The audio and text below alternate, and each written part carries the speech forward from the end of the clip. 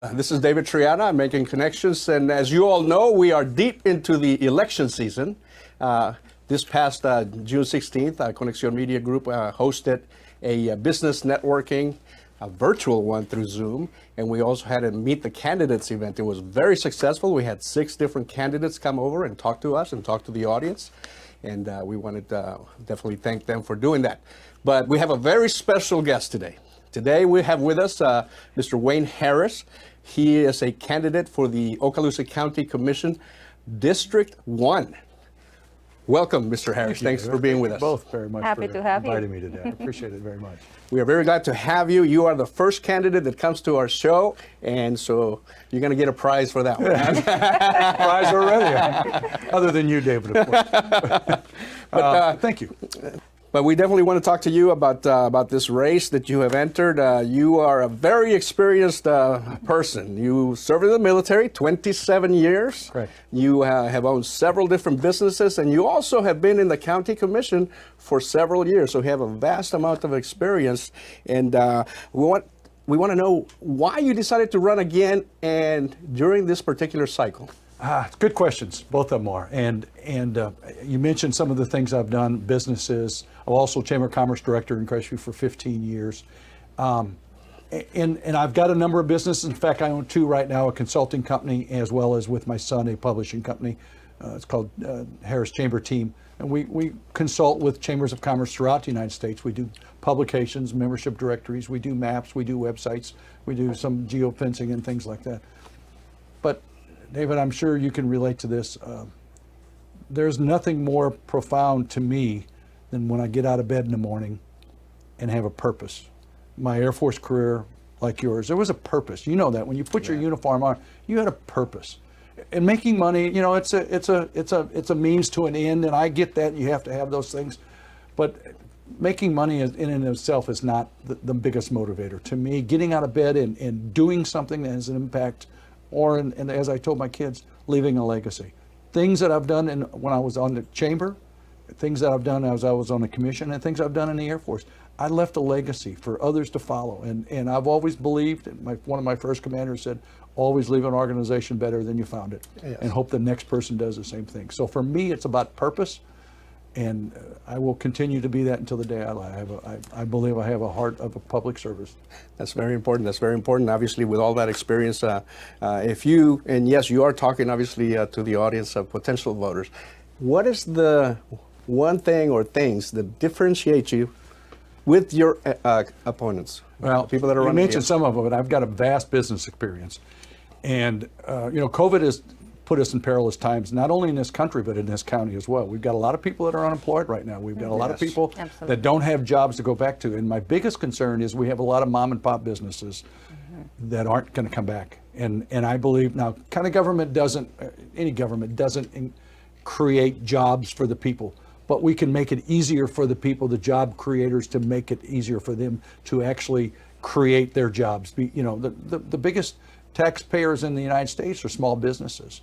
And we as a government in the county or in the state or in the city have an obligation to make sure that those people, those businesses are not burdened by undue regulations or ordinances or just permitting and all that process that goes through that. You've got to be willing to understand that you might be able to get money up front from impact fees and things like this, or if you're really a bit realistic about it, you can get money longer and more in a longer period of time on the other end of that, and that's through property taxes and things of that nature. Exactly, and obviously this pandemic, has caused a crisis of tremendous effects all over the county and the state and the nation. During your past time with the commission, I believe you were also involved in one of the biggest tragedies that occurred in this area, where you were a part of the commission during the BP oil spill. Correct. Yes, there was. I was the chairman of the board at that particular time, had 4 great commissioners on tap at that time. And if you recall, and I don't know, Tom McLaughlin from the Daily News. Yes. But I claim to him, or I give to him the claim that I got my 15 minutes of fame, because he wrote an article about me, because the commander or captain, which a Navy captain, Coast Guard captain, threatened me and me with specifically with jail at the time. Really? Because it was our role to protect our coastlines. And while they wanted to do some things that we thought were not appropriate for ours, it was our community, it was our responsibility. It wasn't the Coast Guard coming in here and telling us, it wasn't Big Brother coming in, this is what you're going to do. It was us. It was the business people, the government and other communities around the coastline that had a responsibility. We thought we knew better because nobody knows. It's like your home. Nobody knows your home or your kids or your family better than you. You bet. You can have outsiders do all kinds of things, but it's them inside you, that little confines of Okaloosa County, You bet. that knew more about our county and what was responsible. We had some great ideas that would have mitigated. Fortunately, though, we didn't get the hit that we thought we were going to get. Now, that's not to say that from an economic development perspective, we got hit badly. 20 or 30% of our tourism economy got beat up because of the press, mainly because they were advertising, oh, you can't go to the Gulf Coast, you can't go to this coast, you can't go, because it looked as though all coastlines, all the way down to Miami, were just inundated with oil globulates and globs and stuff. Right. I can tell you that the whole time that I went through that process of where it actually started waning, no pun intended, started waning, we got probably, in the whole coast of Okaloosa, probably less than a half a barrel. Oh, wow. And that was just little balls here. But the calls we got were unbelievable. Anytime anything came up on shore, Sure. we got called. So we had, and I responded, we had to respond. The commission at that time took the threat serious, but also took it that if that's what it's going to take to protect our businesses, our property, and our county, then we'll take the jail sentence, whatever they didn't follow through, and I had a feeling that they wouldn't. But I was willing to do that. You know, we did that when we were in uniform, David. That's right. That's what it takes to make happen, and that's what it right. takes. That's right. So going to the oil spill many years ago to now this COVID-19 that is actually affecting the entire world. Now, considering that, because that has definitely put a whole different perspective on different issues. Now, talking about the most, let's say, top or three pressing issues that the county commission is dealing with, which one do you think is the top two? For the commission? Right. For the commission, I can't speak for the commission currently, and I can tell you that I know the COVID-19 issue, disaster, or whatever you want to, pandemic, is significantly hurt the tax revenues, if you will, from the state. Gas taxes, all the different taxes that come about when things happen, you know, bed taxes, resale taxes, or sales taxes, all those different taxes that come. I think we're somewhere, if I talked to John Hofstad recently, we're about $6 to $8 million behind in revenues. Oh, and wow. that's just a guess on what the county's perspective is. It's not necessarily the reality. It may be greater than that. Okay. Now, that's a priority. However, I think that issue will be resolved once we get back in the swing of things, and here's why. Property values are up, as you well know, if you know Absolutely. anything about real estate. Property values are up significantly. For last test, somewhere around 13%. I think that will make up that. I don't see any plans or any reason to raise taxes or create any issues that would do something like that. Right. Now, do you think on this issue that we're dealing with, which one, on your perspective, how do you think you should solve that? How are you going to help solving that issue? Yeah, I have three perspectives on that, and they all just happen to have the same names: jobs, jobs, and jobs. Okay. There you go. As I said to you earlier, small businesses are going to be hurting. They create most of the jobs in any community, in any place in the United States. They create more employees, more tax revenues, if you will, Right. than any other, even some of the bigger companies. Some of the bigger companies, for sure, Right. because there's more of them. And you got one big company, you got Walmart that does a lot, but you've got a lot more small businesses. So when I say jobs, I can't create jobs for businesses. They have to create them. But we, as I said earlier, also we have to allow businesses to have the ability to create those jobs. We have to not stand in their way by over permitting or over analyzing or over taxing or over regulating. We have to allow the businesses to make, especially now more than ever. Some of the things that we did in the past, maybe it was all right and you could get by with, but now coming back, we've got to create pathways for them to come back, which I created, by the way, when I was on the commission before. When I first took over, I found construction and development almost a headache for a lot of developers and builders because I couldn't get through the bureaucracy. The bureaucracy, What we yes. created, and I hope they still have it. I haven't followed or paid attention to it. But we started what I called a familiar term, hot turn. It was an Air Force term, which means turn that plane around quick. Well, what we did was we put everything together with the help of the BIA, the Building Industry Association, as well as the county growth management.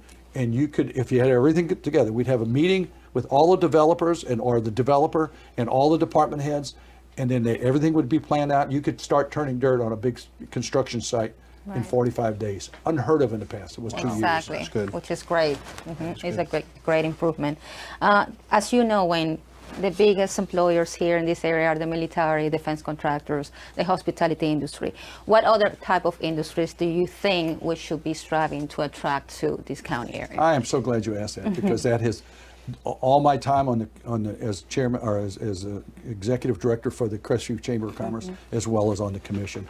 We have a two-legged stool. Well, you know how two-legged stools go. Okay, they don't go well. This is Right. a four-legged stool. Right. Okay, you have to have more than just tourism, which is about 20% of our economy, and probably 65% of our economy is Eglin Air Force Base. Now, I don't want to do anything ever to stop that. That's right. But we have to do other things. And one of the Right. things I did while I was on the board, as well as in the executive director position at the chamber, was try to recruit other kind of businesses, manufacturing, digital businesses. We try to recruit a company, a big company, a silicone type company, if you will, for making flash drives and all the different silicon. I'm not a digital expert on all those things, but what we try to do is recruit a whole lot of different things. Now, I have to tell you, Nathan Sparks from the Economic Development Council has done a phenomenal job, but we're limited. We have land, especially in the North County where I live, Right.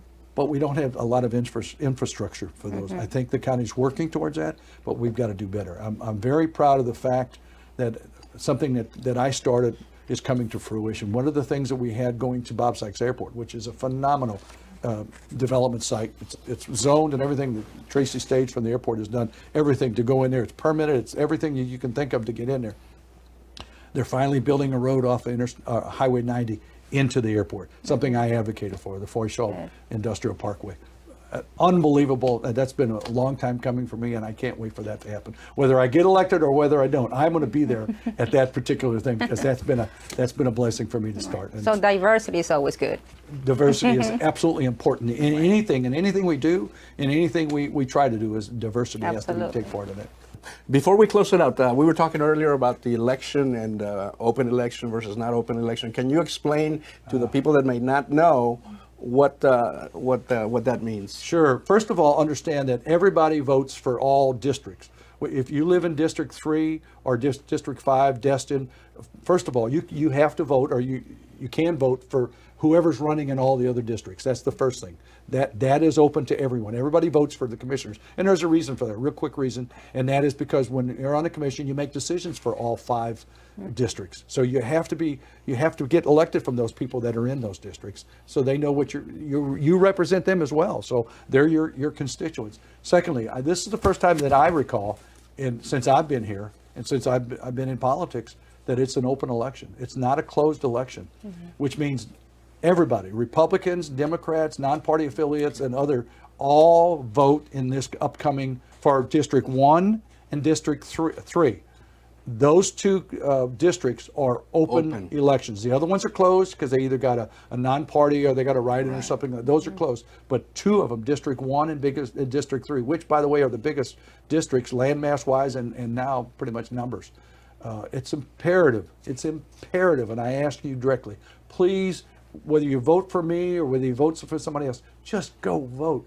David and I have spent 27 years of our life understanding that we have challenged people to go vote. Please vote. That's all I ask. That people have died for that right. Absolutely. Wonderful message. I was going to give you a couple more minutes if you want to let them know why they should vote for Wayne Harris.